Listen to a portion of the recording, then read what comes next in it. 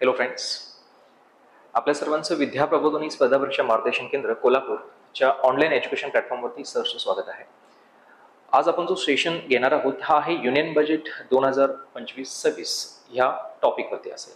तर हा सेशन इतका युजफुल असेल तुमच्यासाठी की येणाऱ्या सर्व एक्झाम्समध्ये, येणाऱ्या मुलाखतीमध्ये ह्याच्यावरती काही ना प्रश्न नक्की बनतात. त्यामुळं सर्व गोष्टी व्यवस्थित तुम्ही ऐकाव्या आणि ह्याच्या प्रॉपर नोट्स बनवाव्या असं मी म्हणेन. तर याचे 3 पार्ट्स येतील ह्या व्हिडिओचे नक्कीच. जसं की सेशन 1, आजचा जो सेशन आहे तो सेशन 1 असेल. यामध्ये मी कन्सेप्च्युअली बोलेन की कुठल्या कन्सेप्टला कशा पद्धतीनं बघितलं जातं किंवा त्याचा अर्थ काय होतो. दुसऱ्या सेशनमध्ये आपण बघणार आहोत की ह्या बजेटमध्ये महत्त्वाचे कुठले कुठले अनाउन्समेंट्स आलेले आहेत. आणि तिसरा जो सेशन आपला असेल हा असणार आहे क्विझेसच्या फॉर्मॅटमध्ये. म्हणजे सर्व जे काही इम्पॉर्टंट पॉईंट्स बनतील, वन लाईनर असेल किंवा काही असेल, आपण ते क्विझच्या फॉर्मॅटमध्ये बघणार आहोत. तर पहिला सेशनही तुम्हाला बघायचा आहे, दुसराही बघायचा आहे आणि तिसराही बघायचा आहे. तर पहिला बघितल्यानंतर दुसरा कंप्लीट करायचा आहे, देन तिसरा कंप्लीट करायचा आहे. ओके, चला तर माझा आपण हा सेशन चालू करणार आहोत. तर ह्या आहेत आपल्या ऑनरेबल फायनान्स मिनिस्टर निर्मला सीतारामनजी. तर यांनी युनियन बजेट 2025-26 हे अनाऊन्स केलेलं आहे 1 फेब्रुवारी 2025ला संसदेमध्ये. ठीक आहे. तर याच्यामध्ये काय काय त्यांनी सांगितलं ह्या सगळ्या गोष्टी आपण बघणार आहोत. पण हा सेशन चालू करण्याच्या आधी मी तुम्हाला इथे एक टेबल दाखवेन. जसं की इथे बघाल तुम्ही,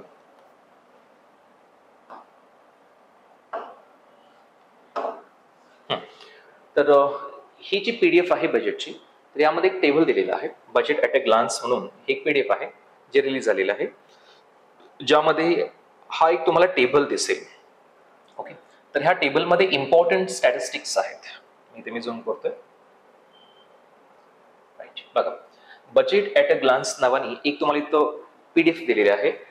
त्यामध्ये तुम्हाला हे बरेच असे वेगळे कॉलम्स दिसतील. जसं की 2023-24, 24-25, 24-25, 25-26 असे वेगळे कॉलम्स आहेत.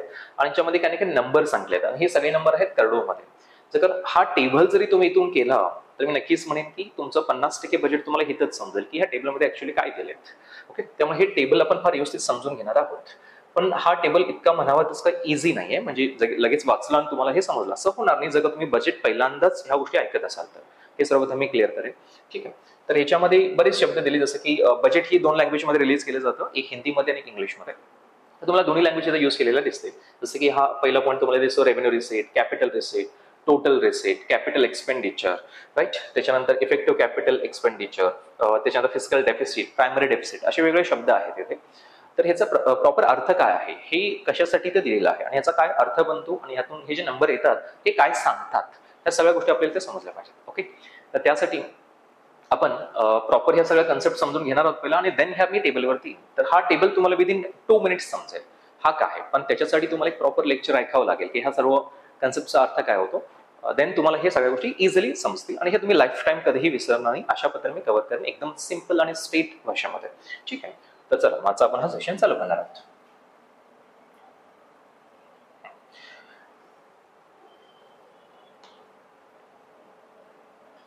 ओके, तर फर्स्ट ऑफ ऑल तुम्हाला मी ते सांगेन की बजेट म्हणजे कसं असतं. बजेट हा जो शब्द आहे,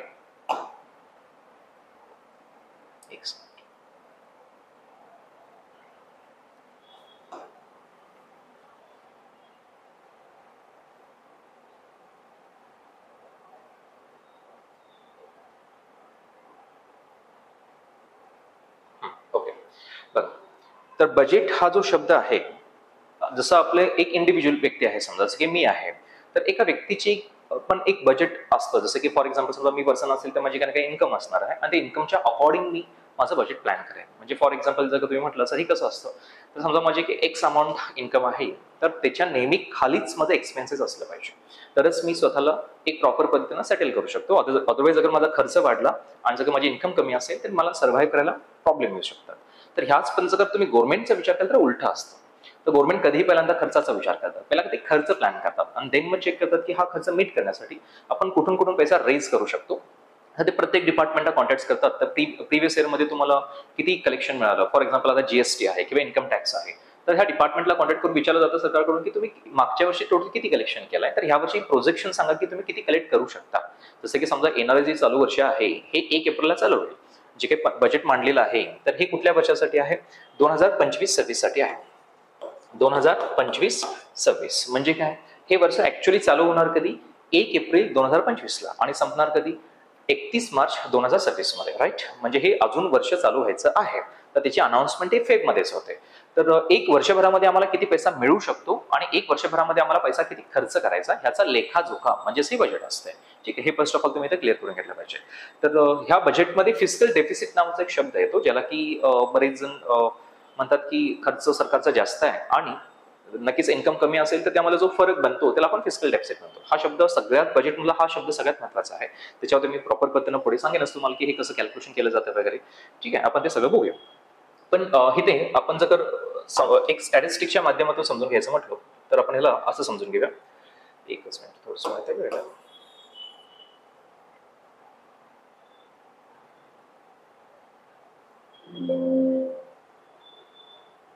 एक मिनिट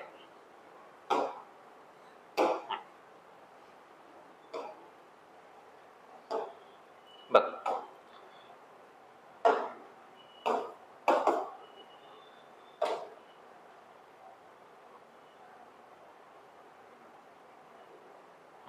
आता ही एखादी इंडिव्हिज्युअल व्यक्ती आहे असं आपण समजून घेऊया. जसं की समजा इथे एक पर्सन आहे, तर ह्या पर्सनची काही ना काही इन्कम असते. ओके, आणि हे इन्कम कधीही लक्षात ठेवा ही जास्त असायला पाहिजे त्याची, कशाच्या तुलनेत, त्याच्या एक्सपेन्सेसच्या तुलनेत. तरच मी म्हणेन की हा ऑलवेज सरप्लस मध्ये असेल. ठीक आहे, आणि पण हे जर तुम्ही सरकारचा विचार केला सरकार म्हणजे गव्हर्नमेंटचा, जसं की आपण सेंट्रल गव्हर्नमेंट म्हणतो, चला भारत सरकार, गव्हर्नमेंट ऑफ इंडिया. तर गव्हर्नमेंट ऑफ इंडिया कधी आपला पहिला खर्च प्लॅन करते ज्याला आपण एक्सपेन्सेस म्हणतो, आणि एक्सपेन्सेस हे सरकारचे कधी लक्षात ठेवा हे जास्त असतात त्यांच्या येणाऱ्या रेव्हेन्यू पेक्षा. आणि जर का तुम्ही कुठलाही देश बघितला ह्या जगामध्ये तर हा लक्षात ठेवा डेफिसिट बजेटच मानतो. म्हणजे जर का देश प्रोग्रेस करत असेल, डेव्हलपमेंट करत असेल तर डेफिनेटली ते वेळेला प्रोजेक्शन करतात की हे येणाऱ्या वर्षभरामध्ये आम्हाला किती खर्च करायचा आहे, आणि त्यानुसार मध्ये इन्कम प्लॅन करतात की कुठून किती पैसा रेज होऊ शकतो. आणि एव्हरी कंट्री जवळजवळ ह्या जगामध्ये सगळेजण हे डेफिसिट बजेटच मानतात, कोणीही सरप्लस बजेट मांडत नाही. म्हणजे इन्कम फार आहे आमच्या एक्सपेन्सेसपेक्षा, असं कुठल्याही सरकारच्या बाबतीत होऊ शकत नाही. एक्स्ट्रीम केसमध्ये एखादा देश सरप्लस बजेट मांडू शकतोय, पण भारतासारख्या देशामध्ये असं होत नाही. आपला भारत हा देश नेहमी डेफिसिट बजेटच मानतो. म्हणजे आपल्या देशामध्ये खर्च जास्त आहे गव्हर्नमेंटकडून आणि त्यांची कमाई ही कमी होते. आणि हा जो मिसमॅच आहे मधला हा भरून काढण्यासाठी मग ते बोरोविंग्स वगैरे हा प्रकार करतात. आपण या सगळ्या गोष्टीला हळूहळू समजून घेणार आहोत काय. ठीक आहे, तर यालाच आपण म्हणतो, जसं की ह्या बजेटमध्ये काय सांगितलं मी तुम्हाला लमसम सांगतो, अप्रॉक्सिमेट. असं समजा की आपण जास्त हा जो सेशन आहे हा लाईक थोडंसं सिंपल करायचा प्रयत्न करूया, एक्झाम्पलच्या माध्यमातून समजून घ्यायचा प्रयत्न करूया. कारण हा बजेट हा टॉपिक इतका कॉम्प्लिकेटेड आहे की मुलं ह्याला डायरेक्टली इग्नोर करतात की सर हे टर्म्स समजत नाही आम्हाला, ह्याचा अर्थ काय होतो, ह्याचा अर्थ काय आहे वगैरे. तर मी ह्या टर्म्सला एकदम इझी लँग्वेजमध्ये समजून सांगायचा प्रयत्न करतोय. तर एकदम प्रत्येक सेकंड तुम्ही असं ऐकलं तर तुम्हाला बजेट हा टॉपिक कधीही कन्फ्युज नाही करणार याची गॅरंटी मी तुम्हाला देतो. बघा, तर समजा की ह्या बजेटमध्ये निर्मला सीतारामनजींनी काय सांगितलं की येणाऱ्या वर्षभरामध्ये आमचा एवढा खर्च होऊ शकतो. तर एक अप्रॉक्सिमेट असं समजा की सांगितलं की त्यांनी 50 लाख कोटी म्हटले. किती लाख कोटी म्हटलेलं आहे? 50 लाख कोटी आमचा खर्च. आता लाख कोटी म्हणजे किती असतात हे मी तुम्हाला सांगेनच की याच्यावरती किती शून्य असतात वगैरे, हे कसं कॅल्क्युलेट केलं जातं वगैरे, आपण हे सगळं बघूया. आणि ते म्हणतात की सगळं काही करून आम्हाला एक समजा म्हणतात की अप्रॉक्सिमेट एक 34 लाख कोटीच्या आसपास मिळेल. 34 लाख कोटीच्या आसपास मिळेल. ठीक आहे, तर माझं इथे सिंपल क्वेश्चन आहे तुम्हाला की समजा तुम्ही म्हणता की तुमची इन्कम आहे, तुमचा खर्च आहे समजा 50 रुपये सिंपल भाषेत, आणि तुम्ही म्हणता की मला सगळं काही करून मला मिळणार आहे 34 रुपये. तर मला सांगा तुमच्याकडे 34 रुपये आहेत पण तुम्ही खर्च किती करायला लागलाय? 50 रुपये. दॅट मीन्स याचा अर्थ असा आहे की तुम्हाला वरचे जे काही पैसे बनतात अप्रॉक्सिमेट हे 16 लाख कोटीच्या आसपास येतं. 16 लाख कोटीच्या आसपास म्हणजे 15.96 असं बजेटमध्ये नंबर सांगितलेला आहे. मी ते अप्रॉक्सिमेट 16 लाख कोटी म्हणतो. एक्झॅक्ट नंबर आपण ते समजून घेऊयाच पुढे. मग हे जे 16 लाख कोटी आहेत म्हणजे 16 रुपये समजा सिंपल भाषेत, 50 रुपये माझा समजा खर्च आहे आणि जसं की समजा मी म्हणतो मी 34 रुपये कमवतो, तर मला जे 16 रुपये मधला मिसमॅच आहे तो भरून काढण्यासाठी मला काय करावं लागेल? समजा एखाद्या इंडिव्हिज्युअलच्या बाबतीत तुम्ही विचार केला तर मला कर्ज काढावं लागेल, कारण माझा खर्च वाढलेला आहे पण माझी कमाई कमी आहे. तर मला कुठे ना कुठून उसणं घ्यावं लागेल. ओके, जे की मी पुढे जाऊन फेडेल. तर सरकार पण तसंच करतो. सरकार म्हणते की आमचा खर्च आहे 50 लाख कोटी आणि आम्हाला सगळं काही करून मिळणार आहे अराउंड 34 लाख कोटीच्या आसपास. तर अप्रॉक्सिमेट त्यांना 16 लाख कोटी इतकं कर्ज काढावं लागेल. ओके, मग त्यासाठी ते बरेच ऑप्शन्स मग चेक करतात. मग 2 ऑप्शन असतात कर्ज काढण्यासाठी, एक असतं इंटरनल बॉरोविंग, एक असतं एक्सटर्नल बॉरोविंग. तर कधीही सरकार पहिल्यांदा हे एक्सटर्नल बॉरोविंगला प्रेफर करतात. म्हणजे की जागतिक काही ऑर्गनायझेशन्स आहेत जसं की वर्ल्ड बँक वगैरे तुम्ही ऐकलं असाल, तर मग ते त्या ऑर्गनायझेशनकडे जातात आणि म्हणतात की आम्हाला लोन्स द्या डेव्हलपमेंटसाठी, आमच्या कंट्रीच्या डेव्हलपमेंटसाठी वगैरे. ते देतात, इझिली देतात. म्हणजे काय अगेन एवढं सोपं पण नाहीये, तुमची बरेच रेटिंग्स मेंटेन करावं लागतं. पण कधीही वर्ल्ड बँक वगैरे जे काही कुठल्याही देशाला कर्ज देते हे अप टू 1% पर्यंत देते, मॅक्झिमम 1% कर्ज मिळून जातं. त्यामुळं देशाला कर्ज घेणे हे फार इझी होऊन जातं आणि ती आणून आपल्या जीडीपी मध्ये यूज करून डेफिनेटली आपल्या देशाचा विकास होतो. आता हे एक मी तुम्हाला रिअल एक्झाम्पलच्या माध्यमातून कॅल्क्युलेशन करून सांगेन की हे बोरोविंग्स घेणं हे चांगलं आहे का वाईट आहे, तर आपण हे समजून घेऊया. तर इथे मी काही गोष्टी रफ करतोय, चला बघूया इथे. नाव बघा, सपोज समजा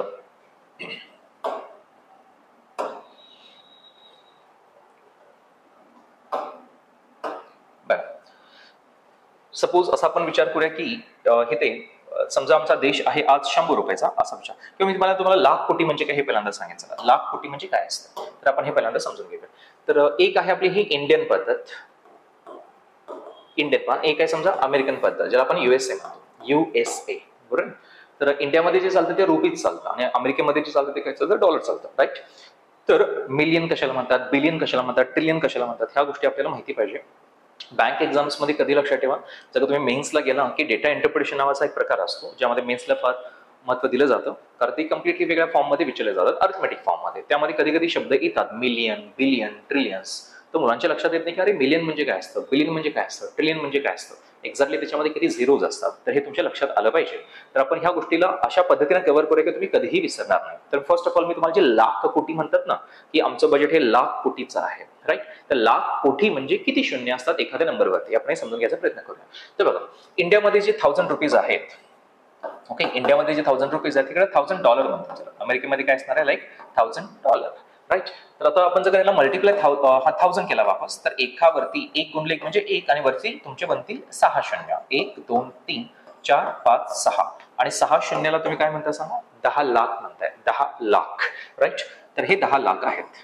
मग हे 10 लाख म्हणजे इकडं म्हटलं जातं, लक्षात ठेवा, इकडे म्हटलं जातं याला मिलियन म्हणतात, मिलियन. हे पहिला तुम्हाला माहिती असावं.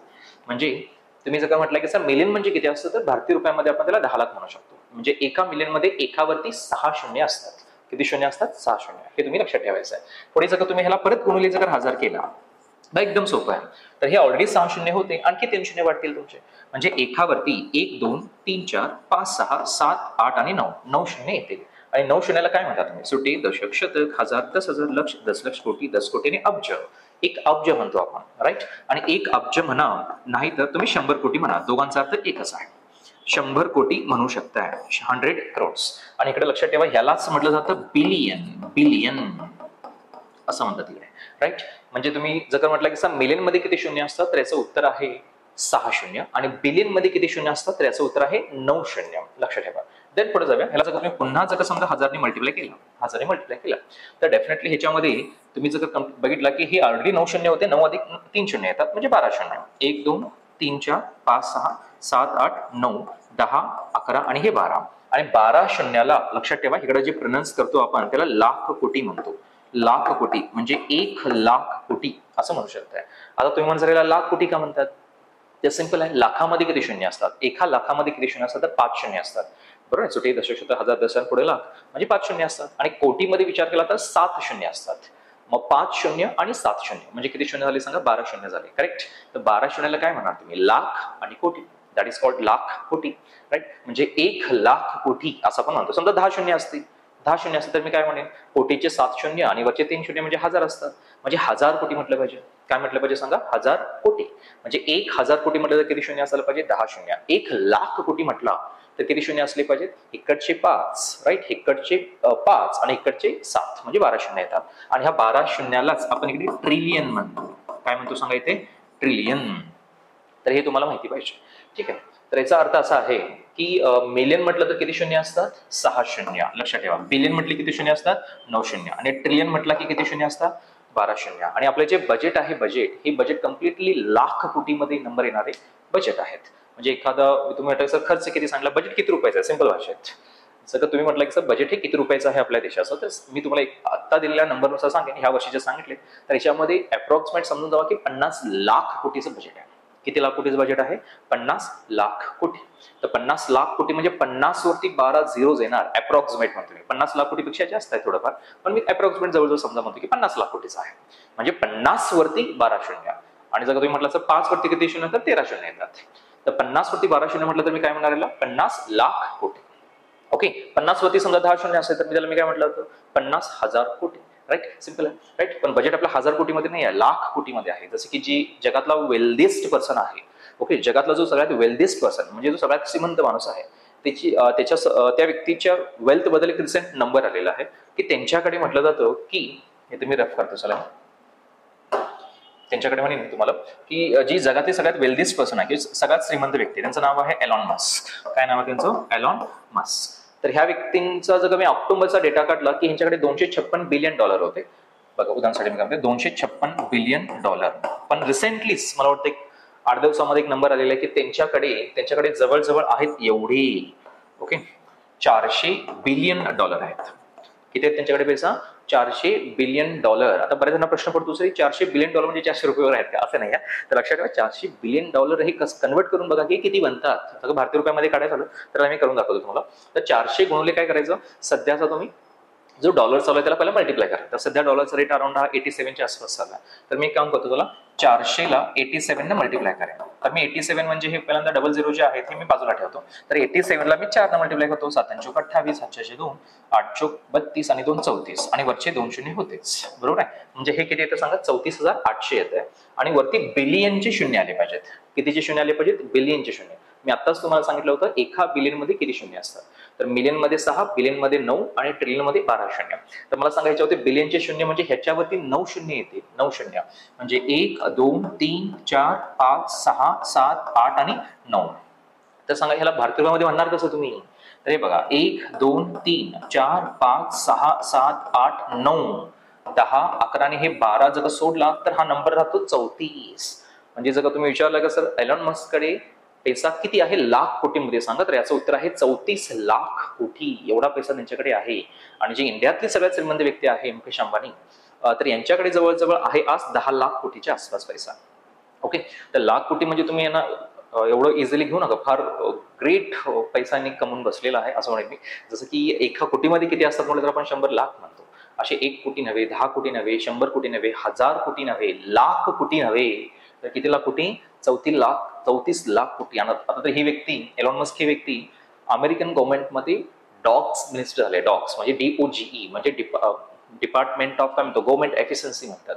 म्हणजे त्यांना एफिशियन्सी मिनिस्टर बनवलेलं आहे. त्यामुळे त्यांची आणखी ताकद वाढलेली आहे तिथे. त्यामुळे डेफिनेटली यांच्याकडे फार ग्रेट पैसा आहे. आणि आपलं जे बजेट आहे ते पण अगेन लक्षात ठेवा लाख कोटीमध्येच मोजलं जातं. तर 50 लाख कोटीचं आपलं बजेट आहे.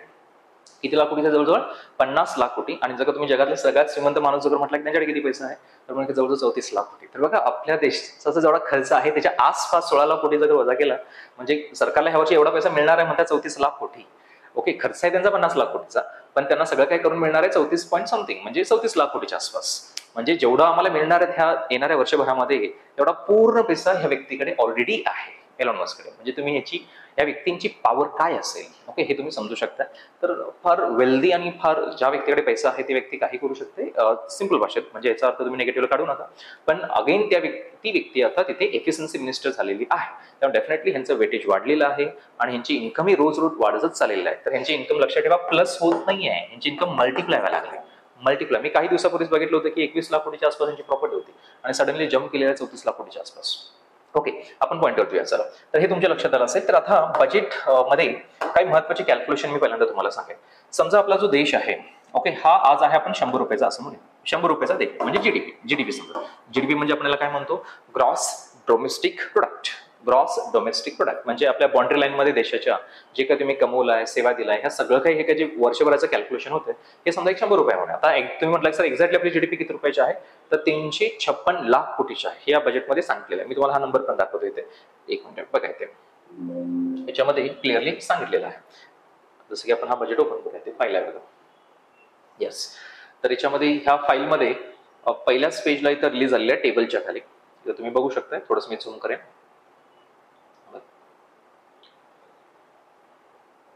येस, इथे दिलेलं आहे.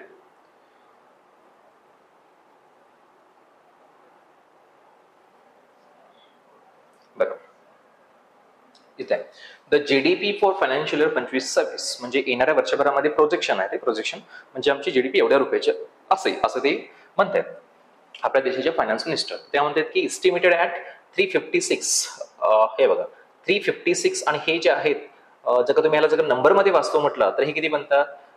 सुटे दशलक्ष कोटी 3,56,97,923 रुपये आणि पुढे कोटी आहेत. कोटीचे म्हणजे 7 शून्य, म्हणजे 7 शून्य ऑलरेडी पुढे आहेत. 7 म्हणजे हे म्हणतो चला मी 12 डिजिट सोडायचा प्रयत्न करतो. 7 डिजिट करोडचे झाले, बरोबर आहे. 7 नंतर 8, 9, 10, 11 आणि 12 डिजिट सोडवता 356 राहते. म्हणजे काय म्हटलं पाहिजे, आमच्या देशाची जीडीपी आहे ही 356 लाख कोटीची आहे. एवढा पैसा खेळतोय असं मी म्हणेन. म्हणजे याचा अर्थ सिंपल भाषेत असा आहे की आपला देश हा 356 लाख कोटीचा आहे असं म्हणायला काय अडचण नाहीये. ठीक. तर आता ह्याच्या अगेन्स्ट मग जीडीपीच्या अगेन्स्ट मग फिस्कल डेफिसिट वगैरे सांगितलं जातं. आता ते काय आहे आपण इथं समजून घेणार आहोत. ठीक, पुढे जाऊया. आता पुढचा पॉईंट आहे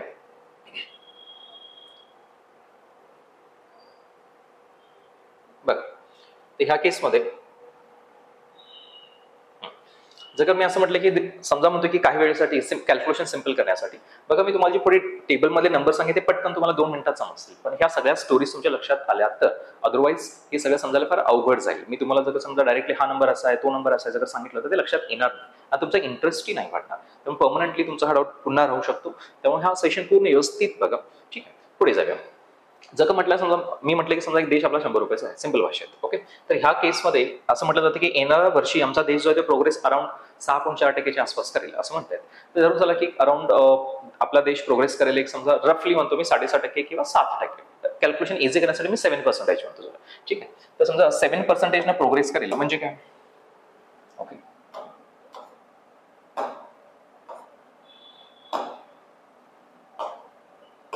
बाय.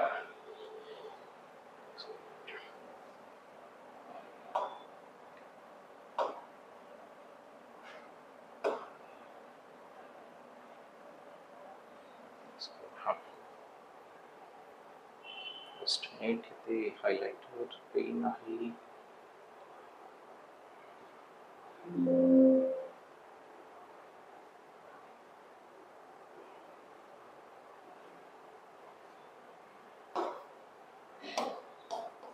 ओके, बघा याच्यामध्ये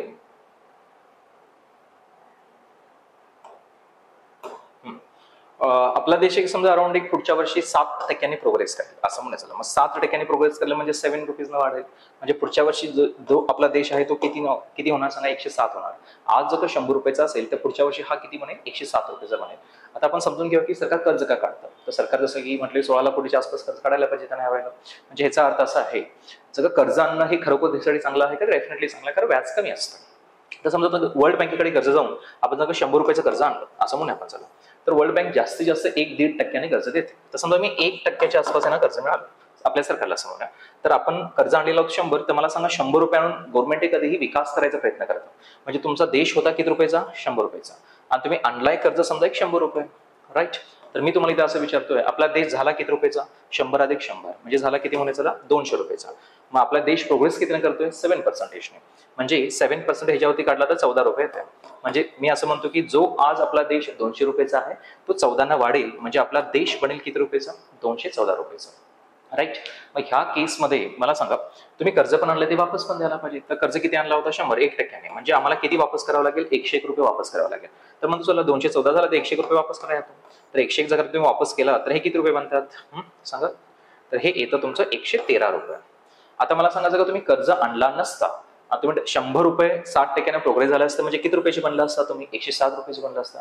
आणि कर्ज आणून विकास केले आणि तुम्ही बनला किती रुपये सांगा, 113चा बनला. आणि जे कर्ज आणलं होतं ते वापस दिला पण.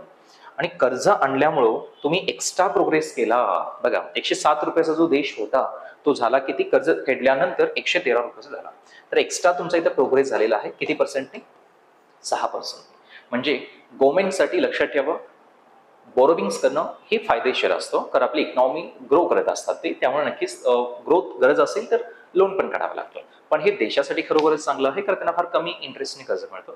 आणि एखाद्या इंडिव्हिज्युअलच्या बाबतीत जर विचार केला तरी लोन घेणं हे कधीही प्रोग्रेसची लक्षणं असतात. तर लोन घेऊन तुम्ही प्रोग्रेस करू शकता, पण डेफिनेटली ते वेळेवरती फेडलं पण पाहिजे, हे तितकंच महत्त्वाचं आहे. ठीक, पुढे जाऊया ना. पुढे हे जर तुमच्या लक्षात आलं असेल तर आपण आता पुढच्या पॉईंटवरती येणार आहोत.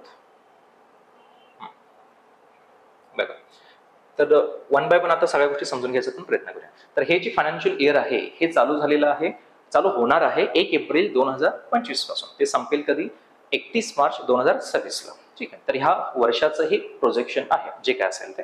आता पुढचा पॉईंट याच्यामध्ये असा असणार आहे की बजेट हा शब्द ऍक्च्युली घटनेमध्ये उल्लेख केलेला आहे का, तर हे पहिला तुम्हाला माहिती पाहिजे.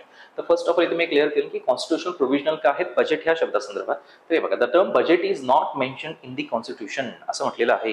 म्हणजे आपल्या घटनेमध्ये बजेट हा शब्दाचा उल्लेखच नाही. तर मग मला सांगा बजेट हा शब्द म्हटला का जातो, तर हा एक जनरल टर्म आहे. ओके, जसं की अरे तुझं बजेट किती आहे, तुझं बजेट किती आहे, आपण जनरली म्हणतो राईट. त्यामुळे बजेट ह्यातून एक अशा पद्धतीने जनरली असं आपण त्या शब्दाला यूजमध्ये आणतो.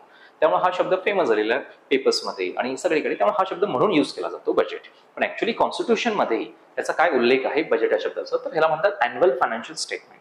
बघा इथे काय केलंय, the constitution refer it as annual financial statement according to article 112 of the Indian constitution. म्हणजे आर्टिकल 112 मध्ये याचा क्लिअर उल्लेख केलेला आहे की बजेटला काय म्हटलं जातं, तर याला म्हटलं जातं अॅन्युअल फायनान्शियल स्टेटमेंट. हे लक्षात ठेवायचं. म्हणजे बजेट म्हणजे कॉन्स्टिट्यूशनच्या भाषेमध्ये काय म्हणायचं आहे, अॅन्युअल फायनान्शियल स्टेटमेंट. ह्याचा शॉर्ट फॉर्म कसा होतो, AFS, म्हणजेच annual financial statement as per article 112. Right. आता पुढे जाऊया. Who is responsible for preparing budget. मी नेहमी क्लासमध्ये असं विचारतो की अरे बजेट कोण बनवतं, तर बरेच जण म्हणतात सर फायनान्स मिनिस्टर बनवतात. तर लक्षात ठेवा, फायनान्स मिनिस्टर डिलिव्हर करतात त्याला संसदेमध्ये. तर बजेट बनवण्यासाठी एक प्रॉपर डिपार्टमेंट आहे, त्याला आपण काय म्हणतो, तर budget division of the department of economic affairs. लक्षात ठेवा.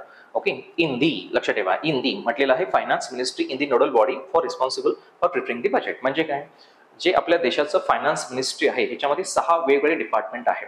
त्यामध्ये एक डिपार्टमेंट आहे डिपार्टमेंट ऑफ इकॉनॉमिक अफेअर्स, आणि त्याच्यामध्ये एक डिव्हिजन आहे ज्याला म्हणतो आपण बजेट डिव्हिजन. लक्षात ठेवा. तर ही लोक इथे जे बसलेत ह्या बजेट डिव्हिजन मध्ये, ती लोक बजेट बनवतात. ठीक आहे. तर हे तुम्हाला माहिती आहे, असं फायनान्स मिनिस्ट्रीमध्ये 6 डिपार्टमेंट्स येतात. त्याच्यातलं वन ऑफ द डिपार्टमेंट आहे डिपार्टमेंट ऑफ इकॉनॉमिक अफेअर्स, आणि त्याच्यामध्ये एक डिव्हिजन आहे त्याला आपण काय म्हणतो, बजेट डिव्हिजन. तर ही लोक पूर्णपणे बजेट वर्षभरामध्ये चेक करत असतात की कुठून काय नंबर दिला पाहिजे, किती खर्च केला पाहिजे, आणि त्याचा एक लेखाजोखा ते प्रॉपर मग तयार करून डिलिव्हरीसाठी दिलं जातं. आणि मग ह्या बजेटला वाचलं जातं आपल्या देशाच्या वित्त मंत्र्यांकडून, जसं की सध्या आहेत निर्मला सीतारामनजी. ठीक आहे. तर हे तुम्हाला माहिती पाहिजे. तर मी पुढे जातोय. देन नेक्स्ट आपण समजून घेऊया. हे जर तुमच्या गोष्टी लक्षात आल्या असेल तर आता 2 गोष्टी तुमच्या व्यवस्थित लक्षात आल्या पाहिजेत. ओके, तर सरकारला पैसे कुठून कुठून या लागलेत आणि सरकारला पैसा कुठे कुठे खर्च करायचा.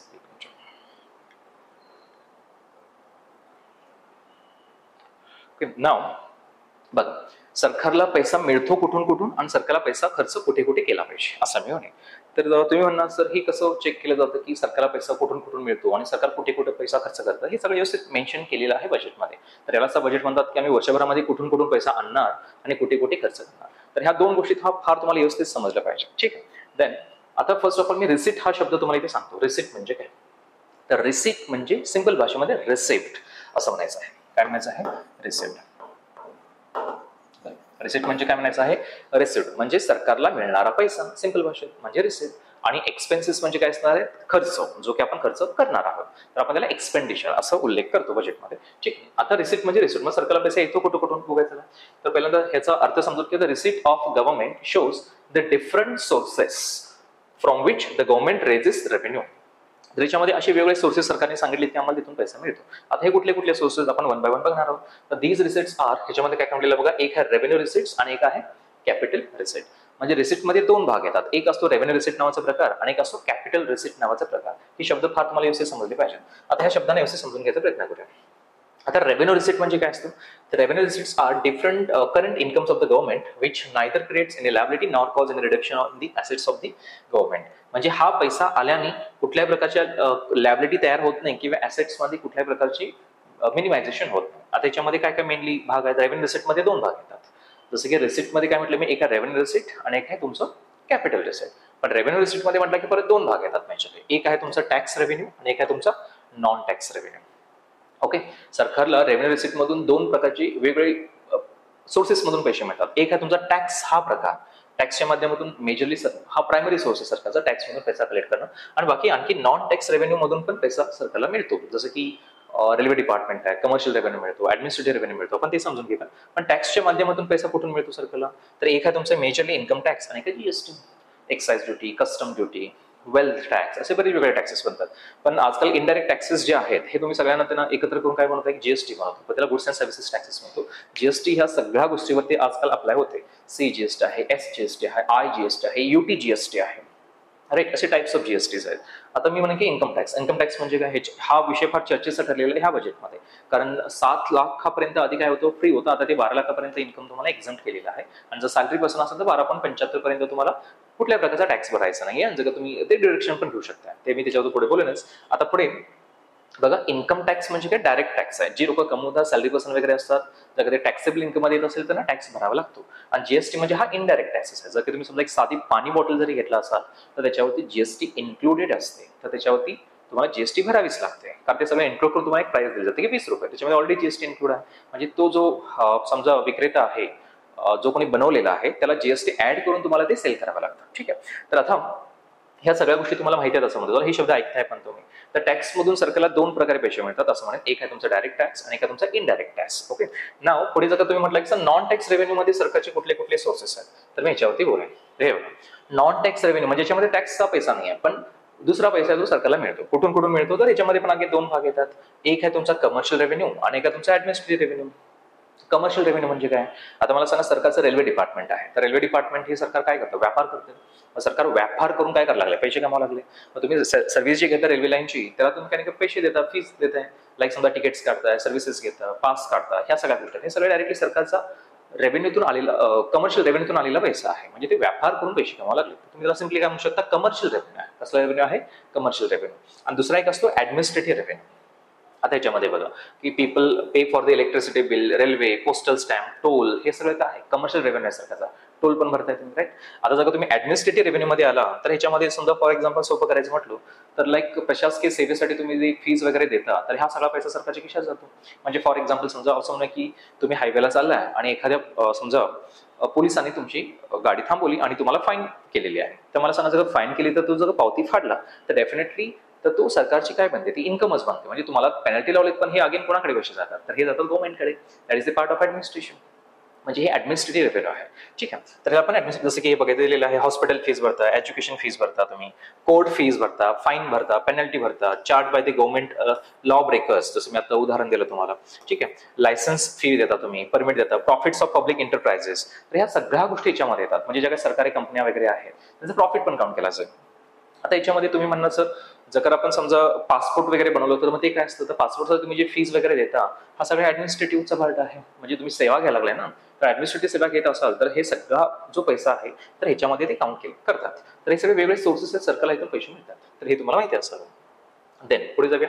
तर हे बघा, आपण रिसिप्टमध्ये काय काय समजून घेतलं. रिसिप्टमध्ये 2 भाग येतात, एक आहे रेव्हेन्यू रिसिप्ट आणि एक आहे तुमचं कुठलं, कॅपिटल रिसिप्ट. आता रेव्हेन्यू मध्ये जर तुम्ही विचार केला, जसं की आपण इथं वापस रिसिप्ट मध्ये 2 भाग, रेव्हेन्यू आणि कॅपिटल. आपण कॅपिटल अजून समजून घेतलेलंच नाहीये, मी रेव्हेन्यू वरतीच बोलतोय.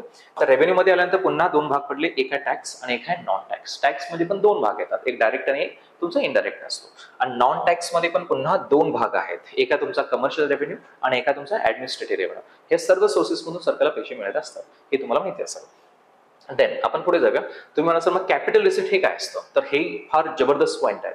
तर कॅपिटल रिसिप्ट म्हणजे लाईक समजा हे काय बनतं, तर ह्याचा अर्थ तुम्ही तर समजू शकता. Capital receipts are those receipts of the government which either creates the liability or cause any reduction in the asset of the government. The major sources of the capital receipt of the central government. अशा 3 गोष्टी आहेत. ह्याच्यामध्ये 3 टाईपचे प्रकार आहेत जिथून सरकार पैसा रेज करतं कॅपिटल रिसिट मध्ये. आपण याला व्यवस्थित डिटेलमध्ये समजून घेऊया. एक आहे बॉर्विंग हा प्रकार, एक आहे रिकव्हरी ऑफ लोन आणि एक आहे समजा डिसइन्व्हेस्टमेंट. आपण याला 1 बाय 1 समजून घेऊया. कॅपिटल रिसिट म्हणजे काय, तर बघा, तर फॉर एक्झाम्पल म्हणतो समजा बोर्विंग म्हणजे पहिला पॉईंट समजून घेऊया. आता मी जसं मगाशी म्हटलं की सिंपल भाषेमध्ये सरकार ह्या वर्षी किती रुपयाचं बजेट मांडलंय, तर 50 लाख कोटी अप्रॉक्सिमेट. तर सरकारला सगळं काय करून किती मिळणार आहे, जवळजवळ 34 लाख कोटीच्या आसपास. म्हणजे वरती त्याला 15 पॉईंट समथिंग म्हणजे अप्रॉक्सिमेटली 16 कोटी म्हणतो, 16 लाख कोटी म्हणतो जरा. तर 16 लाख कोटीचा मिसमॅच भरून काढायचा आहे. कारण खर्च करायला 50 आणि कमवा लागलाय 34, तर 16 मध्ये जो गॅप आहे त्यासाठी कुठे ना कुठे खर्च काढावा लागेल ना. That is the part of काय म्हणतो आपण त्याला, बोरविंग्स म्हणतो. तर आता सिंपल माझा क्वेश्चन आहे, बोरोइंग्स मुळे सरकारला पैसा मिळतो म्हणजे काय, रिसिप्ट. मुलांच्या हे लक्षात येत नाही. तर रिसिप्ट म्हणजे काय, पैसा या लागलाय. तर सरकारला रेव्हेन्यूच्या माध्यमातून पैसा लागलाय आणि कॅपिटलच्या माध्यमातून पण पैसा लागलाय. आता एक माझा क्वेश्चन आहे तुम्हाला, बोरोविंग्स केल्यामुळे सरकारच्या लॅबिलिटी किंवा ऍसेट मध्ये काय फरक पडतो, राईट. मला सांगा, सरकार कर्ज काढल्यामुळे सरकारची लॅबिलिटी काय होते, वाढते, राईट. कारण तुम्ही कर्ज जे काढलाय ते व्याजासहित कधी ना कधी काढायचंय पुढे. तर हा पैसा येतो पण हे एक प्रकारचं लॅबिलिटी क्रिएट करतो. राईट. पुढे जाऊया. सेकंड पार्ट याच्यामध्ये कुठला आहे तो, एक आहे recovery of loans. Recovery of loan म्हणजे काय, केंद्र सरकार वेगळ्या राज्यांना कर्ज देते. राईट. तर समजा फॉर एक्झाम्पल आपण याला असं समजूया, उदाहरणाच्या माध्यमातून समजून घ्यायचा प्रयत्न करूया. आता समजा महाराष्ट्र गव्हर्नमेंटनी केंद्र सरकारकडे कर्ज मागितलं, असं आपण काही वेळेसाठी समजून घ्या. आपल्या मुख्यमंत्री म्हणतात की आम्हाला सेंटरकडनं कर्ज पाहिजे आणि सेंटर ग्रँट केलं असं आपण म्हणायचं. तर कर्ज दिलं तर हे कोलॅटरल कर्ज असतं. कोलॅटरल म्हणजे काय, कर्ज कधीही मागितलं आणि दिलं असं होत नाही. तर त्या कर्ज हा प्रकार मेन कोलॅटरलच आहे. दोन गोष्टी असतात, एक कोलॅटरल, एक कोलॅटरल द्यावं लागत नाही. जसं की पर्सनल लोन तुम्हाला काही द्यावं लागत नाही, डायरेक्टली कर्ज मिळते सॅलरी स्लिपच्या आधारे वगैरे. राईट. पण जर कसं तुम्ही होम लोन वगैरे जाऊन बँकेतनं काढत असाल तर तुम्हाला कोलॅटरल करावं लागतं, त्याने काही मोडगेज करावं लागेल, त्याने काही प्रॉपर्टी द्यावी लागते, किंवा चालू घरावरती पण तुम्ही कर्ज काढू शकता. अशा बऱ्याच गोष्टी आहेत. पण इथे गव्हर्नमेंटचं पण तसंच असतं. तुम्ही जर सेंटरकडे कर्ज मागत असाल तर सेंटरही तुम्हाला विचारेल आम्ही देतो तुम्हाला, पण त्याच्या बदल्यात आम्हाला तुम्ही काय देणार, हे कोलॅटरल गोष्टी असतात सगळे. तर समजावं सिंपल भाषेत आपण याला असं समजूया, आपले सेम असं म्हणतात की चला आम्ही तुम्हाला 1000 एकर आमच्याकडे जमीन आहे, जमीन ओके समजा, ओके आमच्याकडे 1000 एकर जमीन आहे, ह्या जमिनीचे कागदपत्र देतो. राईट. म्हणजे ही जमीन आम्ही तुमच्याकडे एक प्रकारे गहाण ठेवतो समजा. तर मला सांगा जर तुम्ही जमीन घेतलं तर ह्याचा अर्थ तुम्हाला जमिनीचे पेपर्स मिळाले आणि तुम्ही त्यांना कर्ज दिलं. म्हणजे सेंटर राज्य सरकारला कर्ज देत असेल तर काही ना काही घेतं, ज्याला आपण गहाण ठेवणं म्हणतो. तर मला सांगा हे 100,000 एकर तर जे काही व्हॅल्युएशन आहे हे त्यांच्याकडे गेलं, म्हणजे पेपर त्याच्याकडे गेले. आता समजा उद्या दिवस चांगले आले आणि आपल्या महाराष्ट्र राज्याने समजा ते कर्ज फेडलं, तर मला सांगा वापस तुम्हाला काय करायला लागेल, ते जमीन वापस द्यावं लागेल. राईट. आणि तुम्ही पैसे त्यांना वापस देता. मग ह्या केसमध्ये तुमच्या लक्षात आलं पाहिजे, ह्याला म्हणतो आपण रिकव्हरी ऑफ लोन्स. म्हणजे जे लोन दिला होता ते रिकव्हर झाले. म्हणजे लोन जर का रिकव्हर झालं तर ऍसेट लॅबिलिटीमध्ये काय फरक पडतो, तर ऍसेट कमी होतात, सरकारचे ऍसेट कमी होतात. काय ऍसेट कमी होतात, कारण जे भारत सरकारकडे ऍसेट गेले होते ते त्यांना वापस करावे लागले. म्हणजे रिकव्हरी ऑफ लोन मुळे लॅबिलिटीमध्ये काय फरक नाही पडत, ऍसेट काय होतात, कमी होतात. तर हे सगळे टेक्निकल क्वेश्चन आहे जे एक्झाम मध्ये येतात. तुम्हाला मी सांगेन जसं की एमबीबीएस पीओचा रिसेंटलीच कट ऑफ आला होता. जे मुलं फेल झालेत त्यांच्या मार्क्स मधून आपण सांगतो की ह्या कॅटेगरीचा कट ऑफ काढावा लागला वगैरे. त्याच्यामध्ये बँकिंग अँड फायनान्स जो पार्ट आहे ना, जर मी कॅटेगरीचा कट ऑफ बघितला 1चा कट ऑफ होता आणि जनरल कॅटेगरीचा कट ऑफ काहीतरी 2च्या आसपास लागलाय. म्हणजे याचा अर्थ मुलांना 1 किंवा 2 मार्क्स कळत नाहीत फायनान्शियल या विषयामध्ये मेन्सला. त्याचं रिझन असं आहे की आपण टेक्निकल कधी वाचतच नाही, कारण एक्झाम मध्ये क्वेश्चन असे येतात सगळे की बॉरोविंग्स केल्यामुळे ऍसेट लॅबिलिटीमध्ये काय फरक पडतो. मग खाली ऑप्शन असतात, तर त्यातलं एखादी प्रॅक्टिकल केस स्टडी देऊन तुम्हाला ते समजून सांगायचं असतं की लॅबिलिटीमध्ये असं होतं, ऍसेटमध्ये असं होतं वगैरे. तर रिकव्हरी ऑफ लोनमुळे सरकारचे ऍसेट जातात, म्हणजे ऍसेट रेड्यूस होतात, आणि बॉरोविंग्समुळे सरकारची लॅबिलिटी काय होते, वाढते. लक्षात आलं. तर हे अशा गोष्टी आहेत. आता जेव्हा आपण तिसऱ्या पार्टवरती, ज्याला आपण काय म्हणतो, डिसइन्व्हेस्टमेंट. तर डिसइन्व्हेस्टमेंट ह्यावेळेला सरकारने अराउंड 47,000 कोटीचं टार्गेट ठेवलेलं. आता तुम्ही म्हणणार सर हे डिसइन्व्हेस्टमेंट काय असतं, आम्ही इन्व्हेस्टमेंट हा शब्द ऐकलाय. राईट. तर इन्व्हेस्टमेंट म्हणजे काय असतं बघा, की जसं की समजा एखाद्या कंपनीमध्ये आपला सरकार ताबा वाढवतं, म्हणजे शेअर एक प्रकारे घेतं, म्हणजे एक प्रकारे मालकी हक्क वाढवतं, ज्याला आपण इन्व्हेस्टमेंट म्हणतो. पैसा देतात आणि मालकी हक्क घेतात. पण डिसइन्व्हेस्टमेंट उलटं असतं. उलटं म्हणजे काय, जसं की आयडीबीआयच्या बाबतीत, आयडीबीआय काय केले सरकारने, आपला ताबा कमी केला आणि तो ताबा सेल केला एलआयसीला. म्हणजे एलआयसी आता ते होल्डर आहेत, स्टेक होल्डर. तर ह्या केसमध्ये भारत सरकारचा पूर्ण ताबा गेलेला नाही, पण सरकारने त्यांना काय ट्रान्सफर केलं, ओनरशिप. आणि एलआयसीने त्यांना सिम्पली काय ट्रान्सफर केलं, पैसा ट्रान्सफर केला.